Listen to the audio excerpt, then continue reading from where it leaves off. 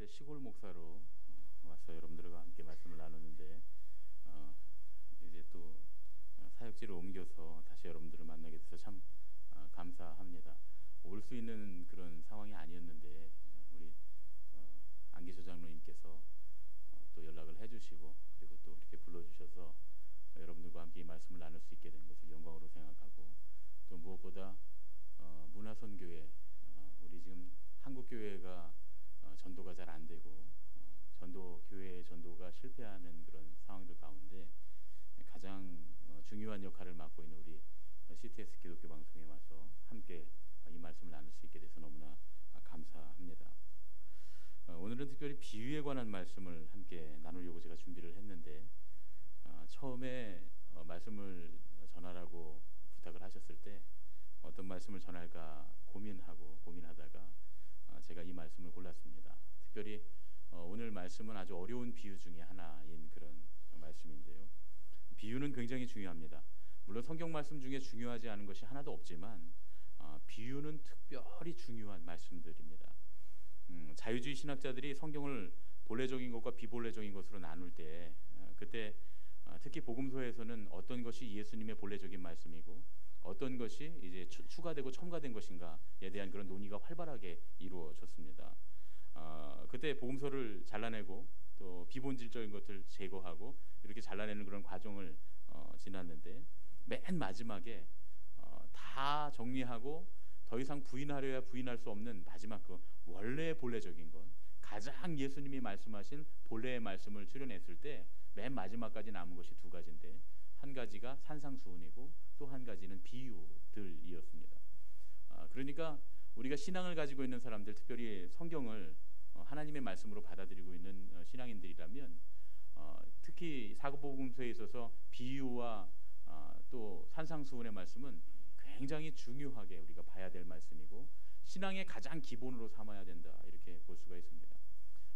많은 분들이 사도 바울의 서신들을 굉장히 중요하게 생각하고, 또 우리가 지금 신앙생활하고 있는 거의 모든 교리가 사도 바울의 서신들로부터 나왔지만, 그러나 우리가 정말 집중해야 될 것들은 예수님의 비유의 말씀과 산상수훈의 말씀입니다. 왜냐하면 그것은 예수님이 직접 우리에게 주신 말씀들이기 때문에 그렇습니다. 그래서 특별히 산상수훈과 비유의 말씀은 우리에게 아주 특별한 의미가 있습니다. 그런데 여러분 잘 아시지만 비유는 참 어렵습니다. 이해하기가 어렵죠. 여러 가지 비유가 이해하기 어려운 이유들이 있지만, 예수님께서 당시에 그 시대와 환경, 그 당시를 살아가는 사람들의 빗대서 하나님 나라를 설명하신 것이기 때문에 지금 우리가 이 시대의 그 말씀들을 이해하기는 참 어렵습니다. 그 당시의 사람들은 사실 그 이야기들을 다 알고 있는 것들이었어요. 물론 그 안에 깊숙이 들어있는 말씀들은 하나님 나라를 사는 바실레아 투테우, 하나님의 뜻대로 하나님의 통치하심 아래 살고 있는 사람들만 이해할 수 있는 그렇게 살아봐야 아는 말씀들이었습니다. 그런데 그럼에도 불구하고 지금 우리가 그 말씀에 그냥 그 말씀이 자체가 뜻하는 것조차 이해하지 못하는 이유는 시대가 많이 흘렀고 환경이 바뀌었기 때문입니다. 그런데 그런 비유들 중에서도 이제 대부분 다 그런 비유들이 잘 연구가 됐는데, 가장 어려운 비유가 오늘 우리가 함께 읽은 말씀입니다. 이 불의한 청지기의 비유는 성경의 난제들 중에 하나입니다. 목사님들이 또 성경학자들이 이 비유를 해석하기 위해서 굉장히 많은 노력들을 했는데 굉장히 어려워하는 그런 비유에 속합니다. 제가 무슨 학자도 아닌데 이 난제에 대해서 도전을 해봤습니다. 그런데 저는 이 말씀을 읽다가 몇 가지 중요한 사실들을 좀 깨닫게 됐습니다. 예전에 어떤 분이 저한테 이 비유를 갖고 따지신 적이 있어요. 왜 따졌냐면, 하나님께서 어떻게 그러실 수 있느냐는 거예요. 불법을 저지른 그 사람, 또 그 이후에 한 일도 불법이거든요. 그렇잖아요. 예를 들어서 어떤 회사에 이런 직원이 있다 그러면 그 전에도 횡령을 하고 지금 이제 이후에도 자기 살 길을 위해서 이 계약을 파기하는 배임을 지금 하고 있는 거거든요. 이 심각한, 이거는 범죄 행위인데 이런 행위를 한 사람을 어떻게 하나님 아버지가 그 사람을 옳다, 잘했다, 지혜롭다 칭찬할 수가 있느냐, 이렇게 물으신 거예요. 굉장히 어렵죠. 여러분들도 오늘 이 말씀을 읽으시면서 이런 질문을 가지신 분들이 분명히 계실 겁니다. 그냥 보통 우리가 그냥 은혜롭게 읽고 아멘 하는 분들도 계시지만 있지만 대부분 이 말씀에서는 거의 모든 분들이 걸립니다. 왜 하나님 그러셨지? 하나님 왜 이렇게 하셨을까? 그런데 중요한 사실이 하나 있습니다. 여기에 등장하는 이 주인이 하나님이라고 가정한 자체가 잘못됐다는 겁니다. 제 생각입니다. 왜 잘못됐냐면 이건 제가 이 성경 말씀을 보면서 적당한 근거가 있습니다. 보통 이 비유라고 하는 말씀들을 보면 하나님 나라의 비유와 그냥 일반 비유가 있습니다. 하나님 나라의 비유는 하나님 나라는 마치 천국은 마치 무엇과 같으니 혹은 천국은 마치 어떤 사람과 같으니 이렇게 시작이 됩니다. 그러면 대부분 이 천국의 비유는 해석하기가 쉬워져요. 천국이 무엇과 같다 할 때 그 천국은 우리가 천국을 누리려면 그 무엇을 가만히 연구해 보면 우리가 누리는 천국에 대한 이해를 할 수 있다는 얘기고, 천국이 누구와 같다 사람을 대면 천국과 동의어로 쓰일 수 있는 분은 한 분밖에 안 계시거든요. 하나님 아버지 한 분밖에 안 계시니까 하나님께서 우리에게 이런 삶의 태도를 원하시는구나 이렇게 해석하면 쉽게 해석이 될 수가 있습니다. 그런데 이 천국의 비유들을 보면 대충 뭐 그런 거죠. 천국은 마치 값진 진주를 구하는 장사와 같으니, 그럼 진주 장사가 하나님이신 거죠. 또 천국은 마치 일꾼을 구하려고 새벽 장터에 나간 포도원 주인과 같으니, 그러면 포도원 주인이 하나님 아버지이신 거예요.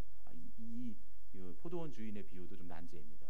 나중에 기회가 되면 다음번에 제가 이걸 가지고 오겠습니다. 네.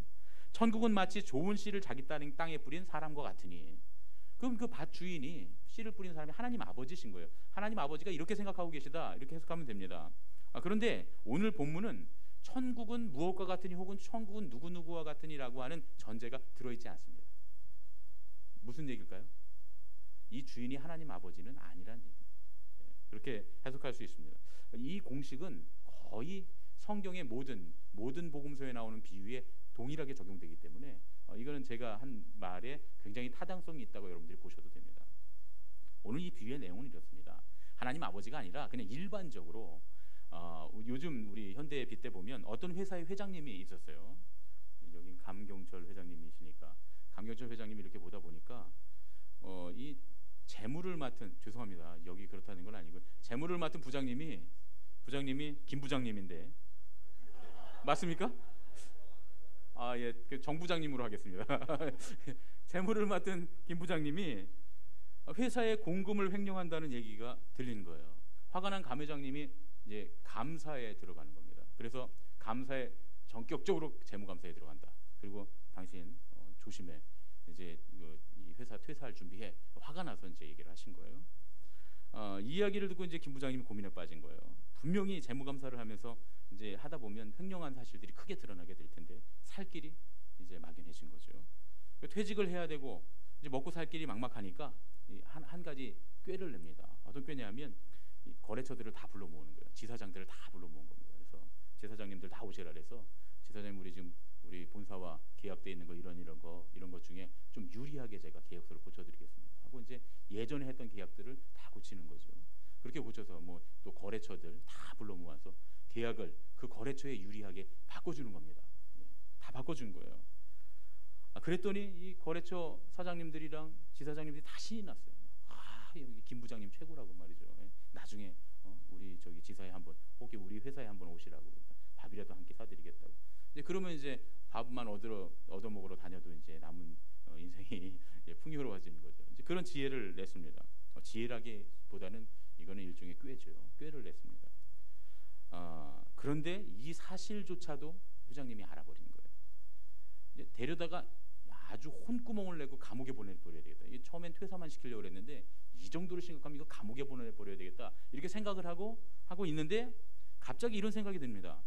아니 근데 이 김 부장이 이렇게까지 우리 회사의 밑바닥까지 속속들이 다 꿰고 있다니, 사실 각자 맡은 부서들이 다 있기 때문에 이렇게 회사의 모든 거래처, 모든 지사들, 또 모든 회사의 사정을 꿰고 있는 사람은 쉽지 않은 겁니다.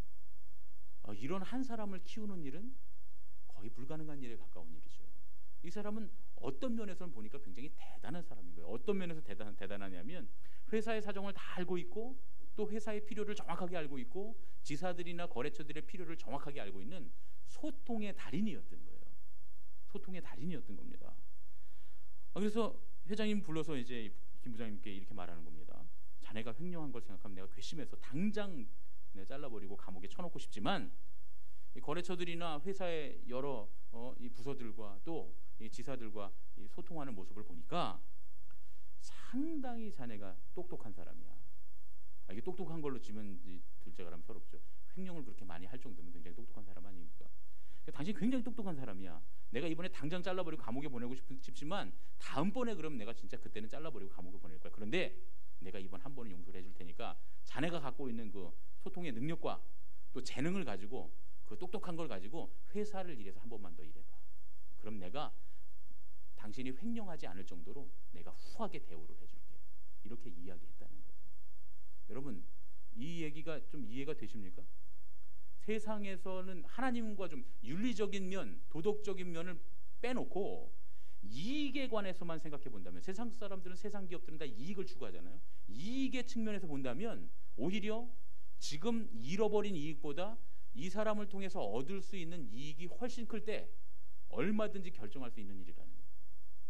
예. 이 이야기를 하시면서 예수님이 아주 결정적으로 이렇게 말씀합니다.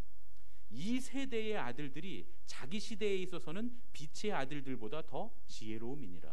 자, 위에 있는 비유가 누구의 이야기라고요? 이 세대의 아들들에 대한 비유라는 거예요. 이 시대에 관한 비유라는 거예요. 그러니까 거기 있는 주인이 하나님은 아니신 게 맞죠. 그러니까 하나님 아버지가 어떻게 이럴 수 있습니까 하고 따지면 곤란합니다. 잘못 본 거예요. 여기 있는 이 주인은 하나님 아버지가 아닌 겁니다. 이 비유는 하나님과 제자들에 대한 비유가 아니에요. 이 세대의 아들들이, 이 비유는 바로 세상 사람들이 살아가는 방식에 대한 이야기를 하는 겁니다. 세상 사람들이 자기의 이익을 위해서 어떻게 다른 사람들과 소통하며 사는가, 그런 것에 관한 이야기입니다. 세상 사람들은 이 불의한 청지기와 같이 알량한 자기의 이익 몇 푼을 위해서도 이렇게 사람들과 적극적으로 소통하고 그렇게 산다는 거예요. 여러분, 어떤 면에서 보면 교회에 있는 신앙인들보다, 교회 안에 있는 신앙인들보다 세상에 있는 사람들이 훨씬 더 친절합니다. 사람들에 대해서 훨씬 더 친절하게 봅니다. 그런 경험 해보지 않으셨어요? 교회에서 여러분들이 만나는 집사님들이나 권사님들, 아이들이 조금만 머리에 물들이고 찢어진 청바지를 입고 와도 쯧쯧쯧 혀를 굴리면서 저 네 집 자식이냐 그러고 말이죠. 다음에 교회 올 때는 그렇게, 하나님 앞에 올 때는 그렇게 하고 오는 거 아니라고 막 소리 지르는 권사님들 교회 계시잖아요. 그렇죠? 그런데 그분이 만약에 떡볶이집 사장님이었다고 생각해 보세요. 머리가 노란 머리든 찢어진 청바지를 입고 오든 아예 벗고 오든 떡볶이만 사 먹으러 오면 무조건 친절합니다. 그렇죠? 이 세대의 아들들이 하나님의 자녀들보다 더 지혜롭습니다. 사람을 대하는 방식이 있어서 말이죠. 세상 사람들은 이기적인 목적을 위해서도 사람들의 필요를 파악하고 그 필요를 채우는 일을 한다, 그런 얘기죠. 여러분, CTS 기독교 TV는 지금 사탄의 문화와 싸워서 세상의 문화를 하늘의 문화로 바꾸는 영적인 전쟁터의 가장 사선에서 사역하고 있는 기업입니다. 저는 그렇게 생각합니다. 그런데 여러분이 잘 아시는 것처럼 언제나 영적인 전쟁터는 마음입니다. 여러분들이 지금 사역하시는 이 전파가 교인들만을 위해서 이 송출된다고 생각하시면 안 됩니다.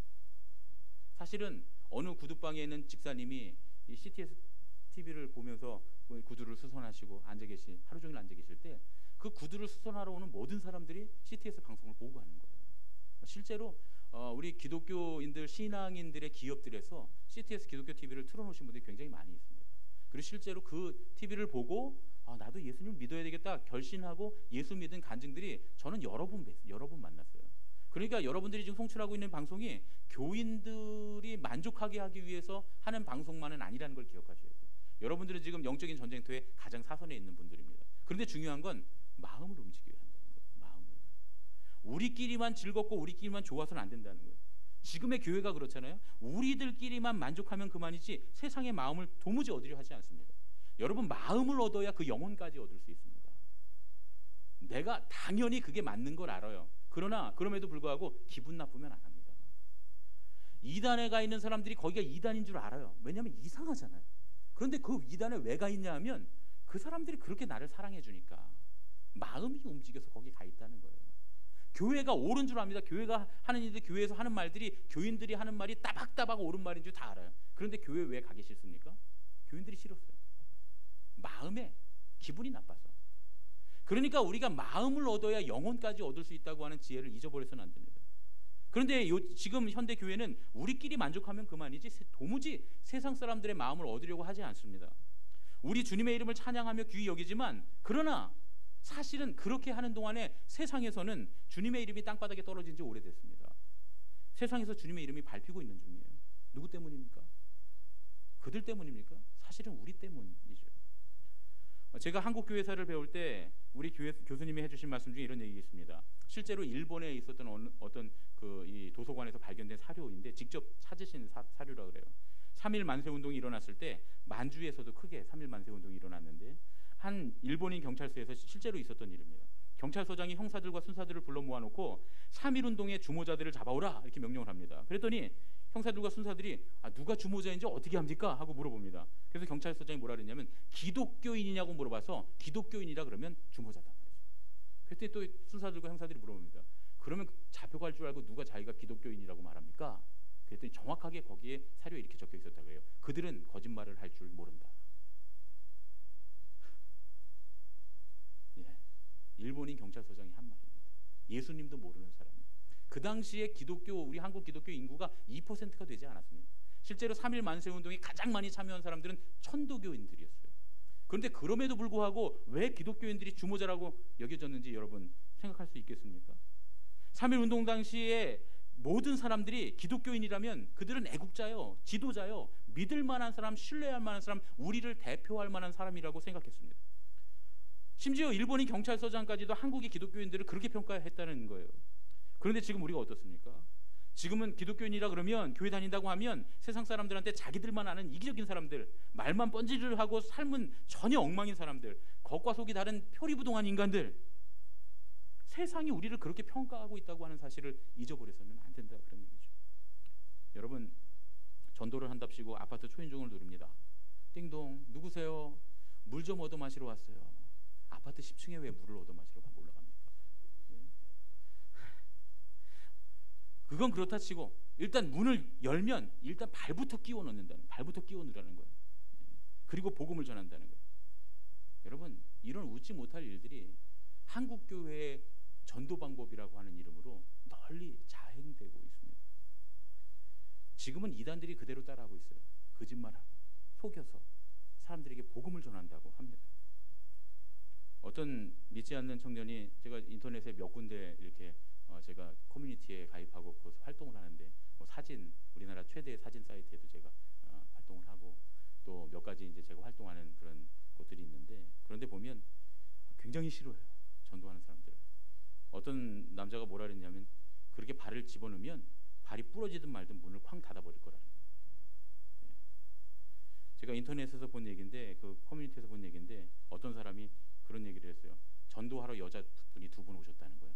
그 초인종을 누르길래 그 어서 오시라고 이제 하면서 그 야동 있죠, 야한 동영상을 크게 틀어놨다는 거죠. 화면에 보이게 말이죠. 그래놓고 맞이했다는 거예요. 그랬더니 여러분, 이거는 상식적으로도 이거는 아주 심각한 성범죄에 해당됩니다. 그렇지 않습니까? 그렇잖아요.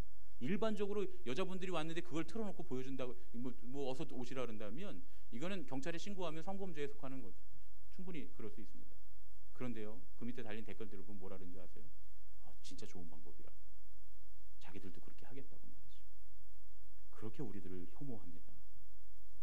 여러분, 이제는 우리가 우리의 신앙을 강요하는 방식으로 사람들의 마음을 얻을 수 없습니다. 하나님께서도 이렇게 말씀하실 것 같아요. 이 세대의 아들들은 작은 비닐봉지 하나를 팔아도 꼭 귀하고 필요한 것처럼 팔아먹는데 너희는 왜 이렇게 귀중한 생명의 복음을 싸구려처럼 팔고 있느냐? 왜 이렇게 지혜가 없느냐? 이렇게 우리에게 말씀하실 것 같습니다. 여러분, 혹시 우리나라에 처음 세워진 교회를 알고 계십니까? 처음으로 번역된 한글 성경이 뭔지 아세요?